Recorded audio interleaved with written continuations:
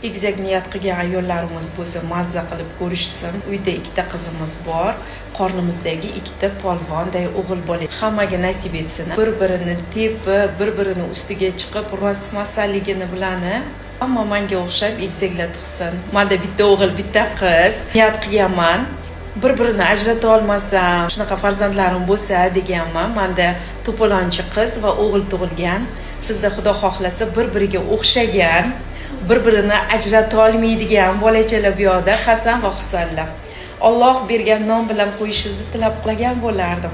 Chiroyli skriningdan yaxshi o'tdi. Yuraklarini ko'rib chiqdim, yuzlarini, ko'zlarini. Egizaklarda albatta ikkita qo'llari, ikkita oyoqlari erinmasdan hamma joyini ko'rish kerak bo'ladi. Patologik homiladorlik ba'zan udachniy chiqmaydi hammasi ham. Nima degan bo'lardim? Farzand niyatidagi ota-onalarimizni farzand ostida bo'lsinlar, yaxshilik qilsinlar, yetimlarning boshini silasinlar. O'sha Alloh ularning ishini barakotini beradi.